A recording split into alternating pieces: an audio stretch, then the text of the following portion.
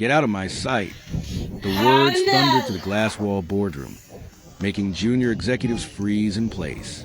James Whitmore, billionaire CEO, pointed an accusatory finger at the man holding a mop. Men like you should stay in the basement where you belong, not walking around my office like you own the place. The janitor, a tall black man with callous hands and a faint scar running down his jawline, didn't flinch. He simply stood there, silent, eyes steady, as though he'd heard worse threats before.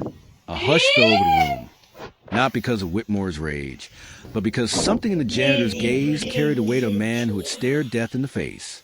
If you're wondering why this quiet man made a powerful billionaire freeze, the narrator says evenly, stay with us. What you're about to discover will change how you judge people forever. James Whitmore didn't just run Whitmore Global. He dominated it. The 48-year-old CEO walked through the executive floor as if he owned the air itself. Armani suit, diamond cufflinks, and an expression that told everyone they were beneath him. He loved power almost as much as he loved showing off. And if you weren't on his level, you were invisible or worse. Downstairs, invisible was exactly what Samuel Brooks preferred. The 41-year-old janitor came in long, before dawn, and stayed long after everyone else left. He greeted the security guards by name, carried extra coffee for the reception staff, and quietly fixed things no one else noticed. If a light flickered or a pipe leaked, Sam handled it without fanfare. But today wasn't quiet. Whitmore stepped out of the elevator with two board members in tow, scanning the hallway like a king surveying peasants. Why is he still here? Whitmore's voice carried across the marble lobby. I told HR to clear out dead weight months ago. Sam didn't answer. He just kept mopping near the glass wall, shoulders straight, movements precise.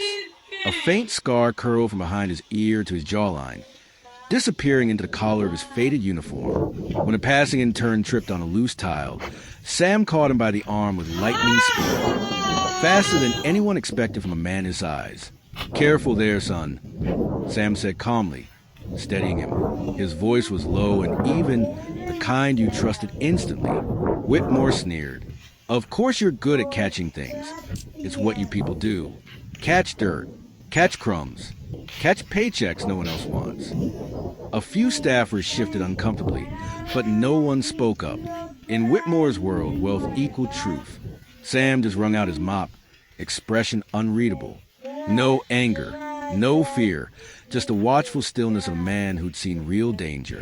When the floor supervisor apologized for the commotion, Sam simply smiled and went back to work. He didn't offend himself, and somehow that calmness bothered Whitmore more than open defiance would have. Look at him. Whitmore muttered loudly to the board members, silent as a stone, probably too uneducated to speak in full sentences. People like him should be grateful just to have a job. He jabbed a finger in Sam's direction, as if daring him to respond. Sam didn't. He just finished mopping, picked up his bucket, and with a polite nod said, "Good evening, gentlemen." Then he walked away, posture straight, scanning the room automatically like a man checking exits, a habit no janitor should have. One executive whispered to another, "You notice how he moves? That's military." But Whitmore wasn't listening. He was already laughing about a golf trip in Dubai, completely unaware that the man he just called a nobody had saved more lives than he could count, and was about to teach James Whitmore a lesson no amount of money could buy. The next morning, the tension was already hanging in the air. Word had spread. James Whitmore was gunning for janitor. Where's that guy hiding now? Whitmore barked as he stepped out of his private elevator, silk tie perfect, coffee in hand. He spotted Sam wiping down the brass railing by the lobby staircase. Figures, always lurking where he doesn't belong. "Sir, he's just doing his job," the receptionist whispered, trying not to make eye contact. "His job is to clean floors, not eavesdrop on executives." Whitmore snapped, loud enough for everyone to hear. "You really think he's here at 5 in the morning just because he's dedicated? No, he's sniffing around for something." Two junior managers chuckled awkwardly, eager to stay on Whitmore's good side. But others looked away, ashamed. Sam just kept polishing the railing, calm as ever. "Don't you have anything to say for yourself?" Whitmore pressed, stepping closer, invading his space. Sam looked up, meeting Whitmore's glare without blinking. "Nothing to say, sir. Just making sure this place shines before you walk in."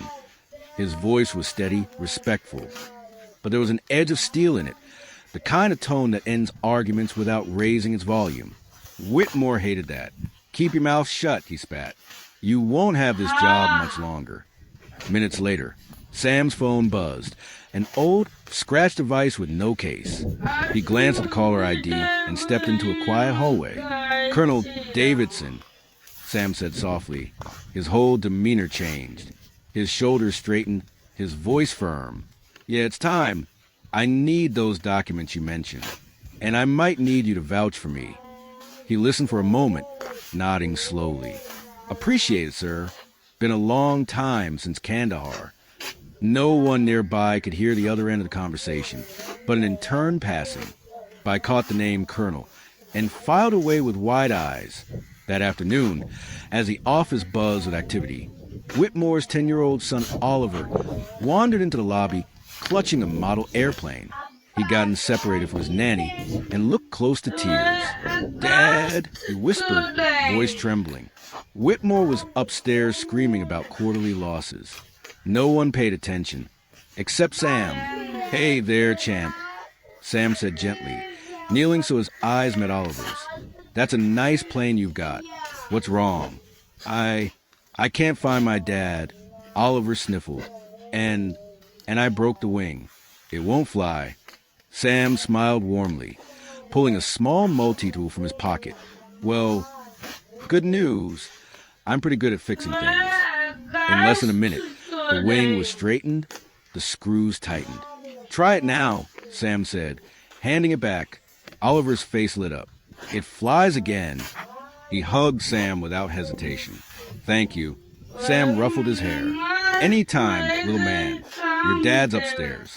Elevator's that way." The lobby security guard, watching the scene, shook his head. "That man's got a heart of gold," he murmured. But upstairs, Whitmore was already being fed lies. Someone had told him Sam was lingering around his kid, and the accusation was ready to explode. 2 days later, Whitmore Global held its quarterly staff meeting. A grand affair in the top-floor conference hall, complete with catered lunch, crystal glasses, and photographers to capture James Whitmore's every smirk. Employees packed the room, pretending to care about profit margins while wondering when they could get back to their desks. Sam wasn't supposed to be there. He only came up to check a leaking AC vent. But the moment Whitmore saw him in the corner, rag and toolbox in hand, his lip curled.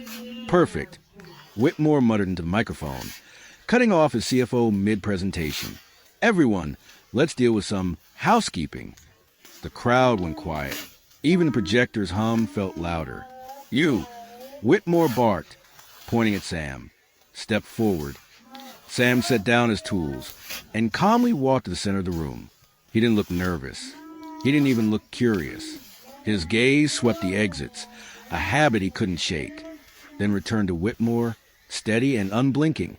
"This man," Whitmore announced, pacing dramatically, "has been hanging around executive offices, sneaking into restricted areas, and get this, loitering near my son." A collective gasp ran through the room. Oliver, sitting near his nanny, frowned in confusion. "Isn't it the nice man who fixed my plane?" he whispered. But his voice was drowned out by Whitmore's tirade. "You think I don't notice?" Whitmore jabbed a finger in Sam's chest. "You think I don't know a spy when I see one? You're finished here, Brooks. Pack your things." Sam's face remained unreadable. "Sir," he said evenly, voice low enough that only the front row heard, "you have no idea who you're talking to." Whitmore's eyes narrowed. "Oh, I think I do. You're a nobody. A cleaner who should be grateful for scraps." Sam didn't argue. He simply pulled out his phone and stepped aside, dialing a number by memory. "It's me," he said softly. "Yes, I need you to be here. Today, boardroom level 52. Bring the documents and the photo." He hung up before anyone could ask questions. The room buzzed with whispers. Who was he calling? Why did he sound so calm when his career was supposedly ending? As Whitmore continued to gloat, Sam's mind wandered, and for a moment the camera, in competitor style, flashes to brief, wordless images. Desert sun beating down on camouflage tents. Sam pulling a wounded soldier from a burning Humvee. Bullets whizzing overhead. A general pinning a ribbon to Sam's uniform while cameras flashed. An explosion. Sand and fire. Sam shielding another man with his own body. Then it cuts back to Sam, standing perfectly still while Whitmore spits venom. The contrast is jarring. A man who faced death daily being lectured by one who never missed a catered lunch. Security. Whitmore barked, snapping his fingers. Escort this trash out of my building. 2 guards hesitated. Everyone saw the way Sam carried himself. Not like a janitor, but like a soldier at parade rest. He wasn't resisting, but something about him radiated quiet authority.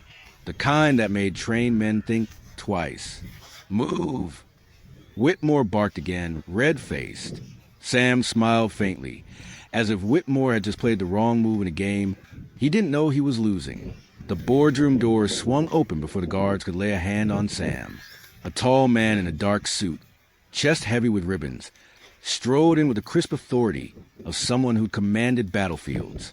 Conversations died mid-whisper. Even the ever-arrogant Whitmore faltered for a split second. Colonel Davidson? Gasped one of the executives who recognized him from a recent news profile. The colonel ignored Whitmore completely and went straight to Sam, clasping his shoulder firmly.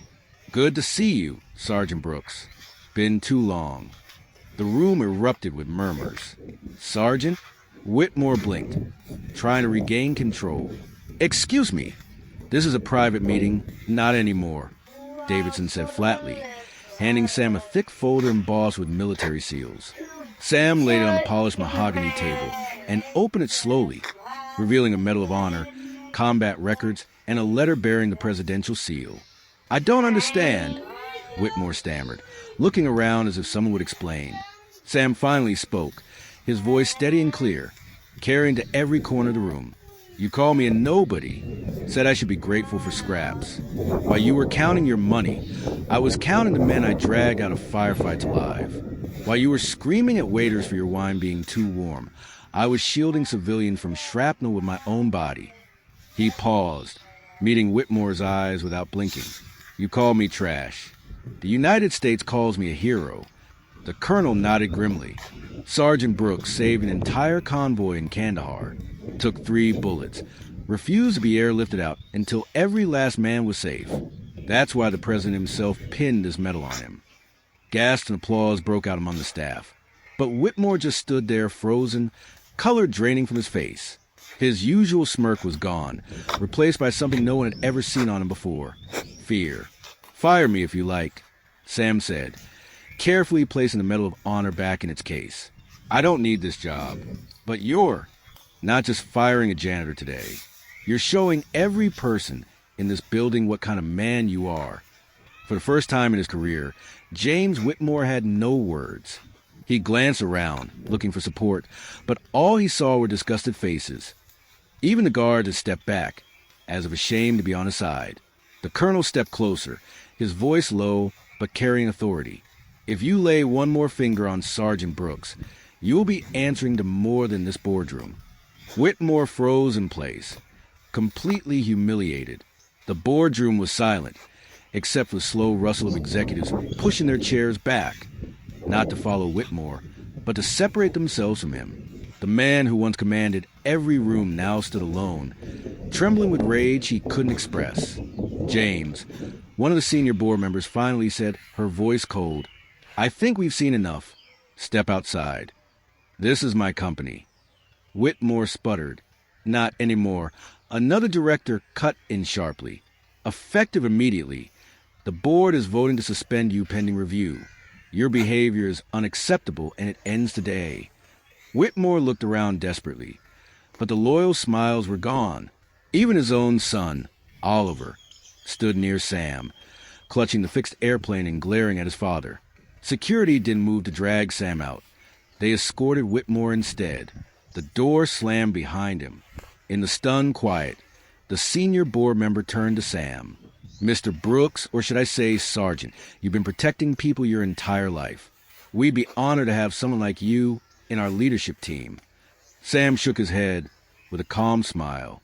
I appreciate that, ma'am, but I'm not looking for titles. I just want to keep helping people, whether it's cleaning floors or fixing broken wings on toy airplanes. Oliver piped up, he's the best person in this building. You should make him the boss. The room laughed softly, breaking the tension. The colonel patted Sam's shoulder.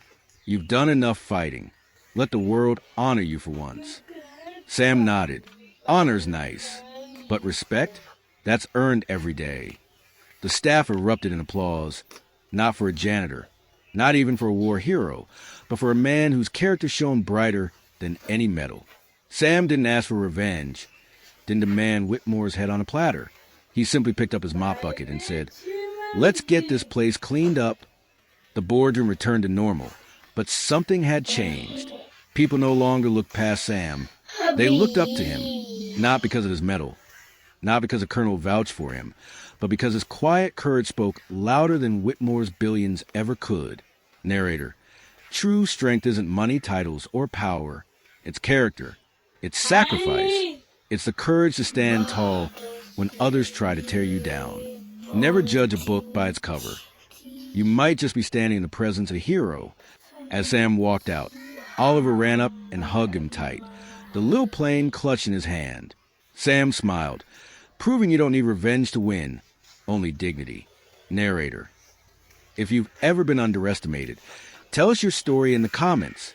And don't forget to subscribe for more powerful stories just like this.